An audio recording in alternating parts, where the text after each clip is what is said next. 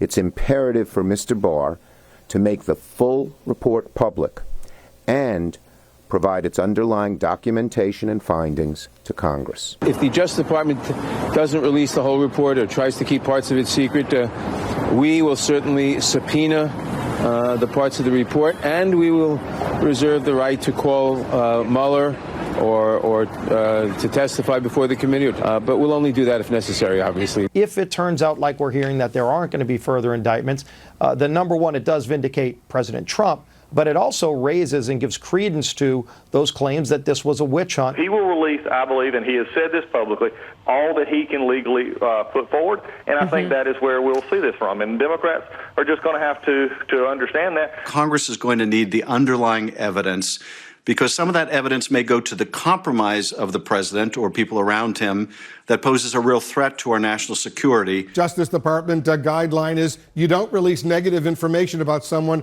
who isn't charged.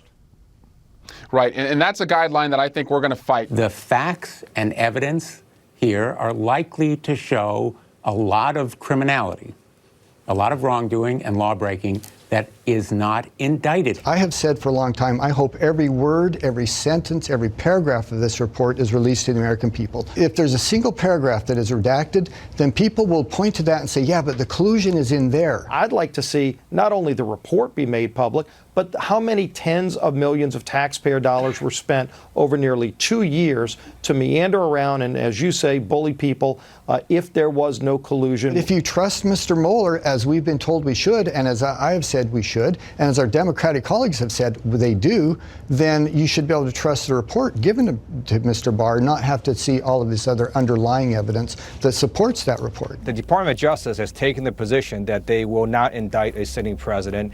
So if there's information in here that shows that they would have indicted Donald Trump, then Congress is really the only institution now that could hold him accountable. So we need to get the full information. We have to have a thorough review of how we got here, how we allowed political opposition research to fuel an investigation that was never founded in any fact or reality. Americans should be proud of this day. Despite numerous attempts by Donald Trump to stop this investigation, Robert Mueller and his team were able to complete it. The fact that Mueller and Deputy Attorney General Rod Rosenstein kept their jobs, I think, shows the vitality and strength of our institutions and our democracy.